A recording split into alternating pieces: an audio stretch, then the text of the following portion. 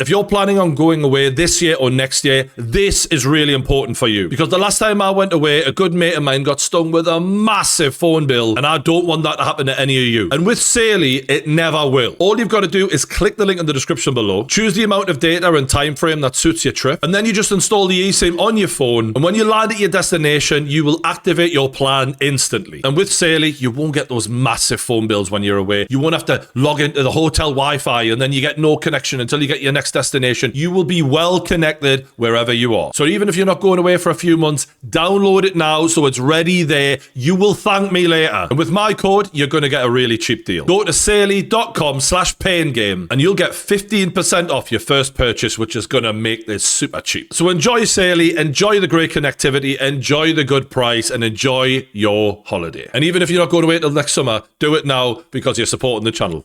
Cheers. Welcome back to the Pain Game. Today, me and the lads, we're going to talk about the future of the heavyweight division. But of course, we've got to start with the situation with Anthony Joshua, everything that happened there. We've all given our reactions on our channels. But since the accident and all that footage came out, that shocking footage that we've seen, we obviously have heard that the guy responsible has been arrested. The driver, who apparently didn't even have a driving license, guys. Like, we're talking about someone driving the most famous man in Nigeria, and he didn't even have a driving license. Like, just your thoughts on that coming out. It's absolutely insane. It's like my initial thoughts when it happened was like, why has he not got a convoy? Stop the traffic, blue, red lights. Do you know what I mean? Like a proper, I mean, since we've learned is that this guy is his driver, like his regular driver as well. So then you just start thinking, I mean, I understand things are different in these places and also in the Caribbean where somebody can be a driver, have no license, but you've just got a great reputation as a driver. And so you drive.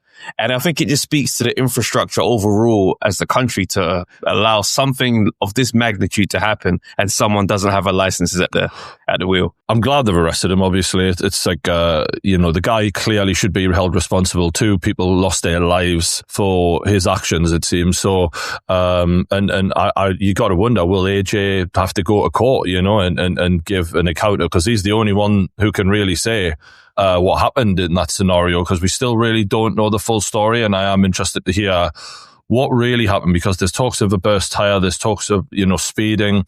Hopefully we get the full information, and if he is guilty, he gets the book thrown at him, really, because Sinner and Lat's aren't here anymore, and RIP to them. They've obviously they've had the funeral. We've seen pictures of AJ there. God knows, what he's going through, because he's still going to be recovering for quite a while. There was talk of him retiring. That now has been sort of shut down in terms of, look, there's no decisions being made right now, it seems, and naturally, he's got more important things to think about. For us today, we are going to talk about the heavyweight division, and we are going to include AJ in that, because since we last talked, we haven't actually spoken about the Jake Paul AJ fight, and that was a monumental event. Now, I'm going to come to Joey, because Joey actually gave Jake Paul a lot of credit in his video and got a lot of criticism for what I was saying. After you put your video out and you were giving Jake Paul credit, you said he won a round. I think he might have even said he might have even won more than a round. I don't know. But how are you thinking about that after you got those sort of comments on the credit you gave to Jake Paul? Yeah, I said that I felt that Jake Paul maybe nicked round 4 on the video that I did of the fight. Obviously, watching it back, listen, it's easy to discredit that and say, he didn't win any of it. At the same time, the main thing that I wanted to give Jake Paul credit for there was the fact that I didn't go into this fight with great expectations. I didn't go into this fight expecting to see elite levels of boxing from either man, to be honest. AJ in a comeback after having 14 months out or something like that. One thing that I knew going into this fight was that Jake Paul was going to try and survive. And I've seen heavyweights come and run from Anthony Joshua and get done in quicker fashion. So although I completely understand if you were watching it to try and get a real spectacle of entertainment and you wanted the purest boxing available, then you weren't going to be happy. But if you wanted to see how long Jake Paul could survive for, I think 6 rounds is a good little measuring stick there. I know it sounds bad and the pure boxing fans won't like it, but I wasn't watching this as boxing. I was just watching it as entertainment. And as entertainment, I think he done quite well to survive. We have found a Fury fan, by the way. I think we should just highlight that. He's made it himself painfully clear. We found a Fury fan with that take. Like, put it this way, yeah. A lot of people are giving Jake Paul super credit for this fight. You know, some of the people have been like, just for the fact he even stepped in there, I've got to take my hat off. I'm like, bro, Loza, right now, if I give you 90 mil to fight AJ, Sunday, no warm-up, no camp, just Sunday, yes or no? Easy, but I think that what people are referring to is the fact is Jake Paul's got plenty of money. He doesn't really need to. You're asking me, I haven't got his type of money, so it's a no-brainer. So you've got to think he doesn't need the money and he's stepped in there with an absolute monster. You've got to give him credit. All right, True Geordie, I'm asking you, bro. 90 mil is something. Mate, a lot less money, to be honest with you. I mean, don't get me wrong. Eating through a straw is not going to be fun after that. And I'm pretty sure Jake Paul... Actually, I'll start with this question for you before I even say this. How confident really was Jake Paul and his team? Did they... Because obviously they didn't think we're the favourites. But the belief he showed at times, the way he was speaking, do we really think his coaches actually thought he had a chance and he did? Nope. No Not way. a chance. No way on earth, because ultimately you'll find out in the gym what level you are. I've said this time in, time out. No boxer steps in the ring with at least testing the waters with a caliber of fighter that's higher than them. And what usually happens in that circumstance is one of two things. You either come away from it incentivized a little bit. You either come away from it with a little bit of like, do you know what? I can actually mix it a little bit. Yeah, I got my arse handed to me every now and again. On that though, Joey, on that, Lawrence Okoli said when he spotted the three big guys that Lawrence Okoli said, it wasn't me, but one guy was actually getting a bit of a beating. I think we've got to take Lawrence Okoli's takes with a pinch of salt, because I think there is an issue with him and AJ somewhere. Something's happened between that relationship. Mate, I watched your show when you interviewed Lawrence Okoli's guy, his brother, and he said the relationship between Okoli and AJ has changed. And I thought, oh, okay. It slipped out. And then he tried to backtrack and be like, no, I didn't say it's changed. I'm like, bro, you literally said you that. You nailed him on that, man. Yeah. And that's the thing. There's something's gone wrong with that relationship between Okoli and AJ. Why it's salty. So the fact he's over there in the camp, first of all, is weird. But then I think he did too much of a job to try and sell it and try to act like Jake Paul was a threat. And I think he's just made himself look terrible on the other side. Jake Paul obviously did an interview very recently where he said, like, I'm struggling to sleep because the pain in my jaw, the metal plates in my jaw. Like, I don't think people realize, like, all right, Jake Paul made it out there conscious, sort of, even though you see in the other footage afterwards, because the camera cuts from Jake Paul to AJ, hand in the air celebrating. But Jake Paul was really staggering a bit after he got back up to his feet and they had to sit him down again. And then his jaw's broken in multiple places.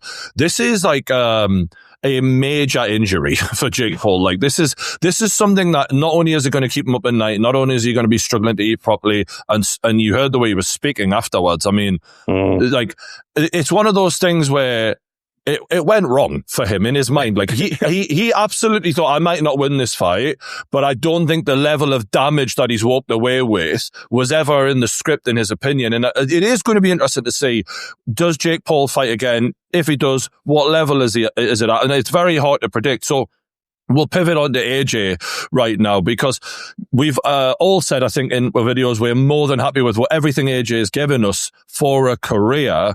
However, we are major fans of AJ and we love him and we're relieved he's alive. And we would love to see him again. Kind of now, it's even more of a Hollywood story, Anthony Joshua's career. It's almost become even more insane in the highs and the lows of his life. And this is an incredible low. So naturally, as fans, we'd be in tears if he fucking goes and wins a world title or something like that now, right? Yeah. Just think about the level of fucking... I mean, if he fights Tyson Fury now, I will already want him to kick Tyson Fury's ass. Now, I'm ready to cut myself if he doesn't win, right? I'm absolutely dying for him to fucking win that fight. So naturally, and I don't want anyone to think we're putting pressure on AJ. We're certainly not. But we would love to see him fight again, anyone again, just to cheer him on, even one last time. So question, lads. And I think I'm going to go to Loza first, because you've literally been in a ring with him. You've shared time with him at Team JB. Do you think he's done, or do you think he'll come back, as hard as it is to predict?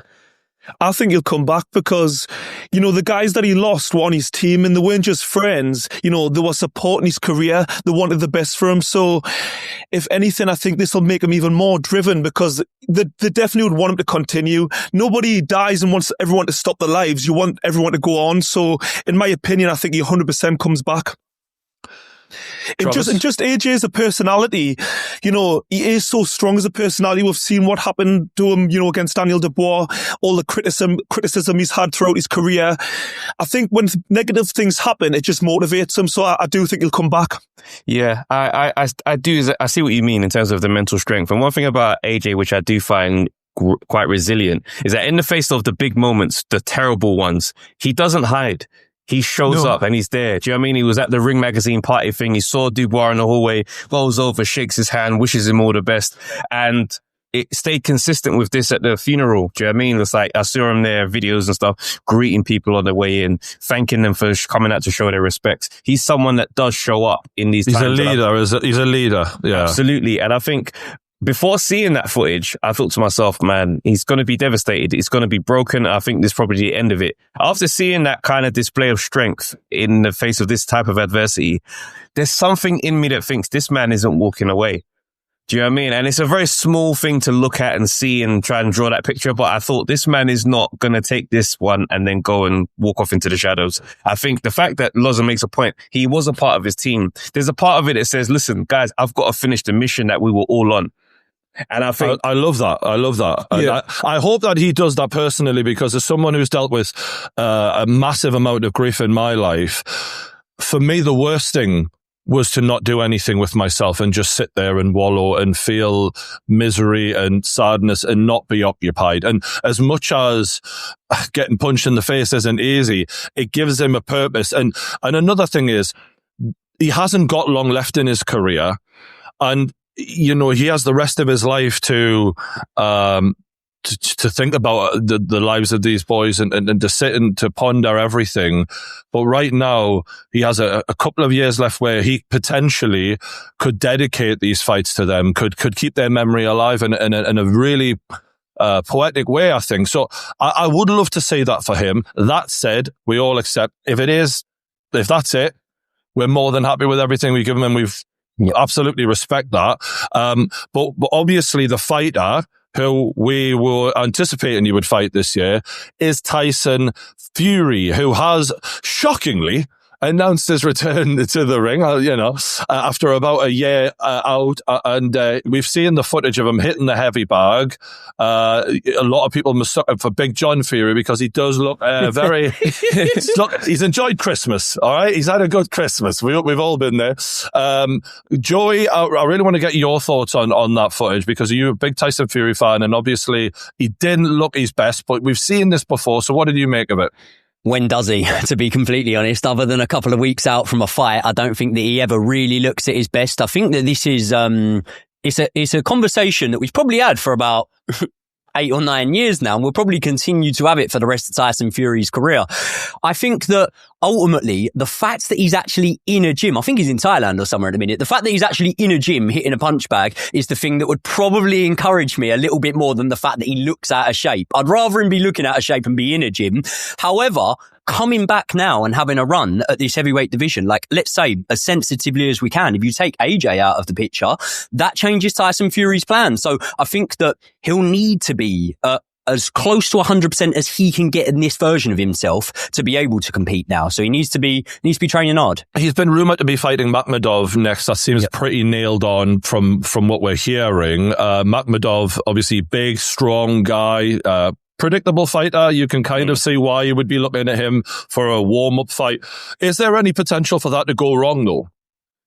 I think so. I think despite him not being a great boxer, he's in your face. And if we look at the type of fighters that have given Tyson trouble in the past, it's guys that don't fear him and just come straight at him. Even, I know you could use the Otto Wallen fight as an example. In the first fight, they only fought once, but he comes straight at him and he give him all sorts of trouble. And I think sometimes with Tyson Fury... Makhmudov to Wallen out of interest? Do you rate him as better? definitely better in my opinion. Not necessarily technically, but just the power alone in the aggression. I would put. Why do you not rate him better, Joey? Matt Madov's nowhere near the version of Otto Wallin that Tyson Fury faced. The version of Otto Wallin that Tyson Fury faced was undefeated. He was a southpaw. Obviously, it was after that he went on to stop fighters like Gassiev, who's just come off a big win. I think that Otto Wallin was a lot better than that version of Matt Madov. I agree. But forgetting better, it's styles, isn't it? Sometimes it's more styles than makes fights. And Otto Wallin's a southpaw, so that was another, difficult thing for Tyson Fury at the time. And I do think he underestimated him. But yeah, it's boxing. Is it a mistake to do a warm-up fight generally, though? Should Tyson, at his age, not just be taking, the likes of a Fabio Wardley next? No. Go on, Travis. Sorry, Fabio Wardley is a dangerous run-in for him. And I honestly think Fabio Wardley is going to be dangerous even after the warm-up, only because of all the problems that you mentioned. But also, Fabio's just got this relentless X factor. Do you know what I mean? His power's there right through the duration of the fight. And he just has the belief that even how bad this goes, I don't think Fury can knock out Wardley. Not at this stage. I think Fury's probably lost a lot more than we think. I honestly feel like Fury's next big fight, he could get slept. Do you know what I mean? I think you see how Eubank Jr. went into the second fight with Conor, and from round one we think, oh shit, he's not the same. It's going to look like that for Fury. Well, I think the only difference is that heavyweights age a lot better than welterweights, for example. So I think that gives him some hope. And the fact that he has ballooned up and lost weight and ballooned up and lost weight, normally this would be like, what the fuck? This is game over for you. But Fury seems to defy the odds. However, the older he gets, I agree, the harder it is to keep defying those odds. We'll talk about this Fabio Wardley potential fight, because that does seem to be, if AJ doesn't come back, the most likely opponent, with Alexander Usyk making other plans right now. Fabio Wardley, for me, I think dangerous is the right word. Like, he's one of the most dangerous men on the planet right now. We've seen that he struggled against Fraser Clark in the first fight. Fraser being quite a technical, big guy. Fury, more technical and bigger. I'm assuming, Joey, that you would favour Tyson Fury in that matchup? I think you'd have to on accolades, but I think that Fabio Wardley presents such a tough fight for a Tyson Fury. I think against the Fabio Wardley, Tyson Fury would need to stay alert for every single second. One trait that Fabio Wardley has that impresses me massively, better so than probably his punch power and his determination, and that is how well he fights tired. When he's tired, when he's just been battered, the bridge opens up over the nose, you've got the cut there. That is Super Saiyan Fabio Wardley. So Tyson Fury has, in my opinion, and this is coming from a Fury fan, no chance of stopping Fabio Wardley. They're heavyweights. There's always that small chance. I don't think he has much of a chance. I think he needs to outbox him. And therefore, against a fighter like Fabio Wardley, you're kind of entering the same circumstances as you boxed Deontay Wilder the first time under. But this man has more to his game. He has a better skill set. Okay, so we're looking at a better version of a Deontay Wilder. There's some of those similar attributes in that it's a never say die fighter, punch knockout power, who was willing to die in there in order to get the win. However, the version of Deontay Wilder, the version of Tyson Fury, he's a lot older now, and those knockdowns, those grueling fights, even the way Usyk battered him around the ring in the first fight, and the weight gain and the aging, this is all taking a lot out of him. Now, I want to go to Loza. Stylistically, is this a big mistake for Tyson Fury, this Fabio Wardley fight then? Do you know what it is? I'm back and forth with Tyson Fury because he breaks every single rule, like the putting on the weight, the way he's abused his body, and he always seems to come back and kind of find a way until he met Alexander Usyk, but he's another level again. So I'm just really not sure, and I think everyone's getting a little bit carried away with this footage, what that was seeing recently, and think that he's aged more than he actually has. Like Joey said, he never looks in great condition ever. So I'm not fooled by the way he looks physically. I really can't make up my mind. I think it's going to be one of them until we see him out there. We just don't know, because we can only go off his accolades. So you think Tyson Fury win, but nobody beats Father Time. Another element though to consider is, what does Tyson Fury look like after those back-to-back defeats from Usyk? Do you know what I mean? It's like, does he have the motivation still? Because he was really motivated in those fights, lads. That's what I'm saying. He gave everything to beat Usyk. And that's why I made the comparison between Eubank, because I think Eubank gave everything and left it all in the ring in that first fight. Second fight, there was nothing there. And I honestly don't think Fury's going to have much there. I think the AJ fight will probably bring another 10%.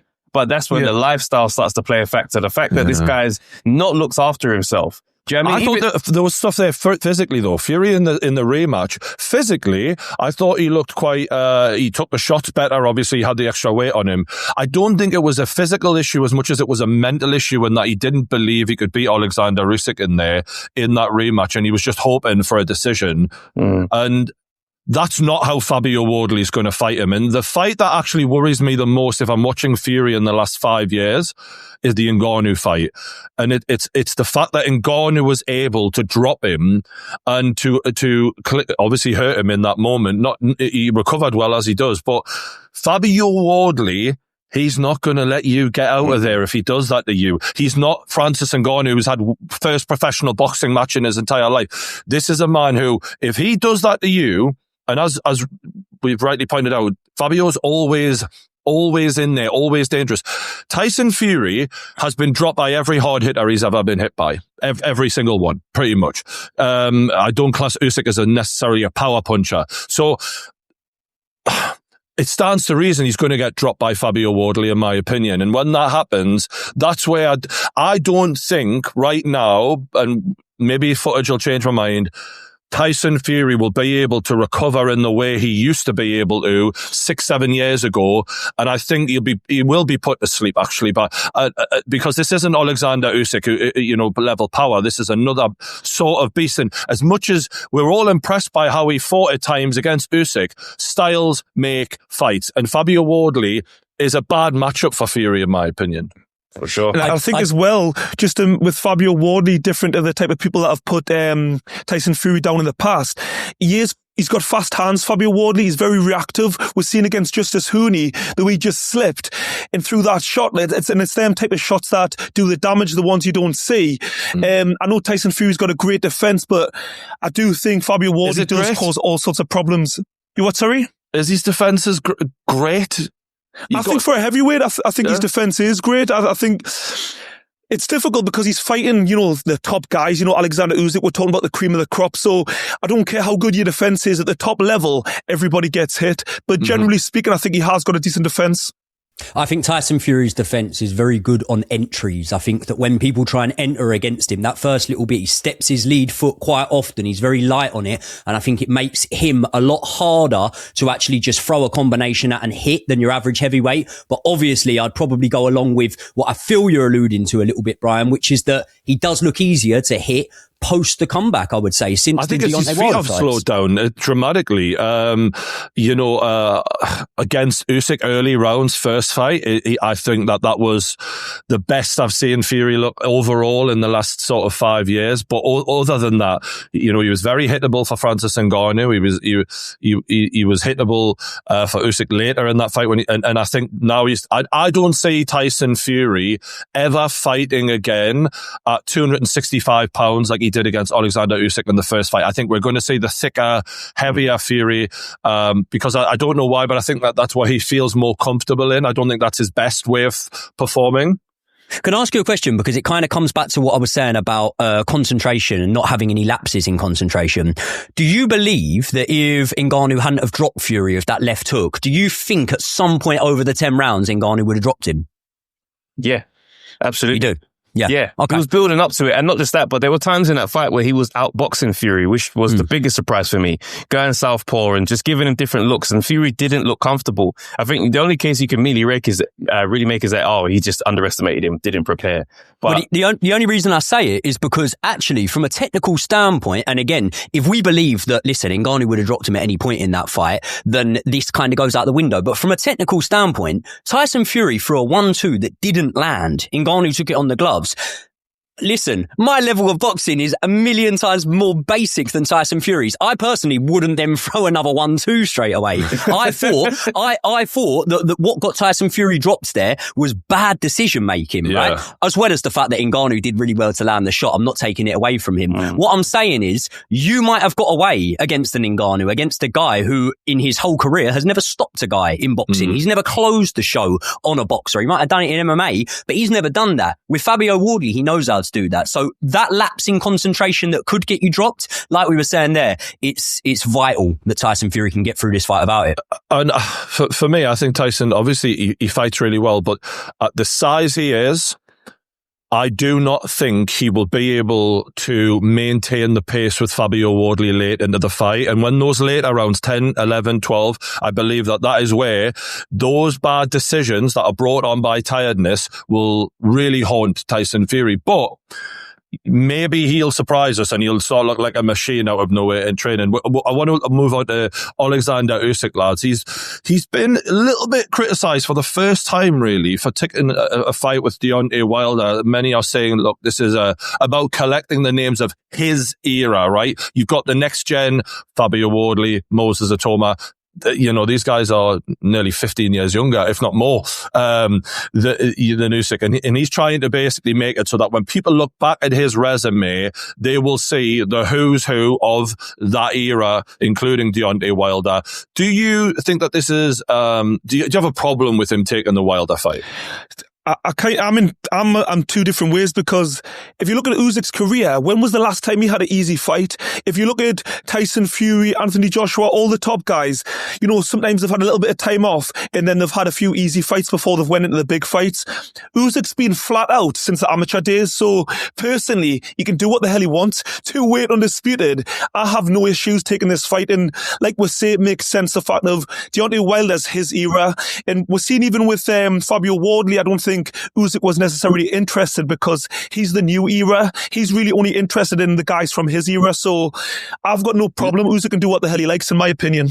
Loza, you've got no issue with it from the outset when you're looking at Usyk and everything he's achieved. If we're sat there covering that card and we get to the first whistle and Deontay Wilder is stood across the ring from Alexander Usyk, Deontay Wilder, a man who I saw in person, and he looks like, honestly, he's not intimidating anymore. He's not anything anymore. I honestly think that if we were sat there covering that event, I'd be pretty disappointed to see Deontay Wilder in the ring with Usyk. And that's because of the respect I have for Usyk and the fact that I know that he's not going to be about forever. So as much as he's given me, boxing fans can be a little bit selfish at times. And I'm going to be selfish and say I would rather see him in there with a tougher test that I think that Usyk would probably come through anyway. I 100% agree. And sorry to cut you, bro. I just want to say, if you are you're going to hold the belts, I don't think there's room for stuff like this. Like, if you're going to vacate the belts that are, you know, the mandatories are sitting there, then sure, absolutely. But if you're not, I don't think a pass at this makes sense. Like, I only can like he did vacate a belt though, didn't he? He vacated.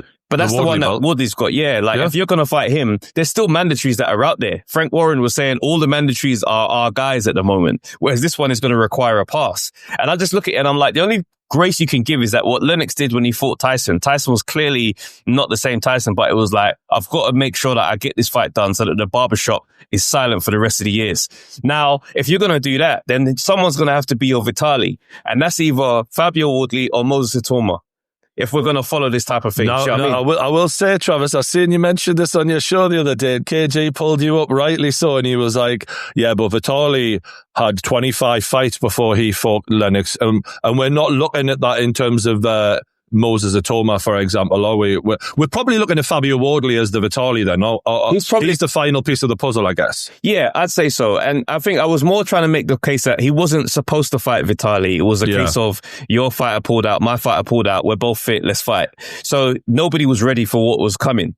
Okay, so if Fabio Wardley fights Tyson Fury, which is a very easy fight to make because they're both with the same promoter, later this year, do we say the winner fights Usyk? And as someone, I have to say, I've criticised Tyson Fury for wanting the third fight against Alexander Usyk because he hasn't earned it. If you beat Fabio Wardley, fair enough. Like, I mean, where else do we go? What do you think?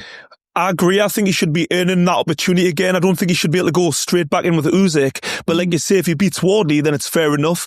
There's got to be a pecking order in boxing. You can't just have 2 back-to-back defeats and then jump back in again. Like, who wants to see it realistically? But like you say, he beats Fabio Wardley and he looks good, and we think actually he's got a bit left in the tank. Give him another crack. But until then, I don't want to see it. The one thing for me that Tyson Fury's resume needs is depth. I think that it's going to be pretty hard now, especially with how I see the future going, in my opinion. It's going to be pretty hard now to solidify himself as a all-time great, anything like that. But he can definitely dine out on his CV if he adds more depth to it. And having if he retired, right, with the likes of a win against Fabio Wardley, and let's say someone else, it's a long shot, let's throw in a Caballero, someone like that. That CV looks twice as good as it already is for me. Yeah. Or a Daniel Dubois, maybe? It then means he kind of tapped into another generation, because we give Tyson Fury, rightly so, the credit for ending the Klitschko era. But what not a lot of people realise is Fury didn't box in the Klitschko era. He didn't box David A, although it was scheduled. He didn't box Valuev, Chagayev, all them guys that were around then. So he's only really boxed in that one era, which is a great era, but not all 3 of the top guys have ended up fighting each other. I would love Tyson Fury to step into this next era, and in doing so, he would do something that Usyk's then done against Daniel Dubois. I'll tell you what I would like to see, though, and obviously this is not what we want to happen, but if he was to get the 3rd fight of Usyk straight on the bounce and he loses, his box rec to the end of his career is just Usyk. I mean, one fighter we've not talked about, and we could maybe finish on some of the other guys out there. Daniel Dubois, he wants that fight with Wardley, and my God, that would be a fun fight to watch, right? 2 absolute beasts, young lads who at the peak of their powers right now. If he can't get that, maybe the Caballero fight. What do you say for the future of Daniel Dubois, lads? Or is there something lost from him in the last fight? Have you now changed the way you view him? It's not saying it's lost from him. It's the 2 names you just mentioned. Yeah. The 2 names you just mentioned him with are Wardley and Caballero. They're fucking dangerous, mate. Like, they are proper dangerous. If you take away the guys with a belt, obviously Wardley's got one, but if you take away Fury and Usyk and AJ, they're the guys that you're talking about being the most dangerous right now. I don't know, because of his age, whether he needs to step straight into that, although I'd give him massive credit for doing it. I think the thing about Dubois, yeah. Oh, sorry. Go on. Go on. I was just going to say, I think the difficult thing with Daniel Dubois, he's been such a physically, naturally gifted fighter throughout his career. He's lost he hasn't really gained the right experience and built certain parts of his style. Like, his defense isn't great. He's been able to just attack. And now at this stage of his career, when he's in with the big dogs, he's basically limited. This is the problem, and you can't really take a step. Is he more limited than Wardley, who's the white-collar boxer? Yes, I'd say so. Wow. I wouldn't say he's more limited, because, he's got a really good jab. He's got some really basic fundamentals, but that's the problem. He hasn't got much to his repertoire. That's the problem. And the guys that we're talking about are even Fabio Wardley, he's very unorthodox with his style, so he causes problems. Alexander Usyk, technically very gifted, like Tyson Fury, so unorthodox as well, but very technical at the same time. I think it's just such a difficult matchup with all these guys that we're talking about, basically. I think Dubois gives Fury a hard fight, by the way. I think just stylistically, it's the jab, that big, powerful, fast jab in Fury's face, I think would offset him a lot. I don't think he would like it at all. He's very confident. Apparently, he thinks he'd fucking dance around him. But I mean, 10 years ago, Fury, for me, would be a nightmare for him, but not now, in my opinion. I think the thing with Dubois is that the train didn't get going. Do you know what I mean? You beat AJ, and I think if he had got a nice run into the Parker fight, actually have the fight, beat Parker, then go into I feel like that would have gained so much for his game and helped him really allow him to cement himself as one of the top guys. Whereas now we look back and say, well, nobody rated you going into the AJ fight. You won it. Then you got knocked out by Usyk. So we haven't cemented you as one of the top guys. And I don't think his game has the range to even go there now. I think there's a lot of shortcomings, camp choices, just weird things happen around the Dubois team. Where I'm like, I don't look at you as one of the big guys in this era, at all. And the reason why I say he's more limited than Fabio Wardley, when the going gets tough, still is in there with a shout. Dubois, when the going gets tough, I look for him to be on his way out, whether that's a quit or getting taken out. He could have got up against Usyk. Usyk. Do you know what I mean? There's moments with Dubois that shows that I'm not quite one of you guys, even though I can give you problems. I know. I seen someone online say that Jake Paul got him quicker than Dubois did. Anyway, one last thing. I want the best for this guy. I like to see him fight, but who knows what's going to happen with him. I'm going to finish on Moses Atoma, the future of the division. He's fighting Franklin, who gave AJ a good fight. He's a difficult guy. He doesn't really threaten you a lot. He's not the most powerful guy, but he is just a pain in the arse to fight, and he's someone that people have struggled to get rid of there. If he smashes through this guy, how impressed would you be, lads? Big statement. Yeah. I think this is a really good fight to test him. I think this is exactly the fight he needs. I think it's really good matchmaking, to be honest, because like you say, he's not the most threatening in terms of power, but technically he is awkward and he's good. He's got experience, and he's got good names on his resume. So if Moses goes out there and destroys him, that'll be a hell of a statement. What I like about the Franklin fight for Moses Atoma is we've all spoke about his durability, but he doesn't necessarily box like a durable guy. Like, I know I'm using the biggest extreme here, but let's take Kevin Johnson, for example. If Moses Atoma went in there 10 years ago with Kevin Johnson and got him out of there in a round or two, like Anthony Joshua did when no one else could, Fury, Chisora, all them boys went the distance with him, I think. It was impressive. I don't think it would be as impressive with someone like that because they fight so negatively, whereas Franklin has a go. I'm not saying he's not defensively responsible, but he does have a go and he does let his hands go in moments. And if we see him be a little bit scared to do that, bearing in mind he wasn't with Dillian Whyte, he wasn't with Anthony Joshua, I think it gives us a lot of answers that maybe we already felt about Atoma.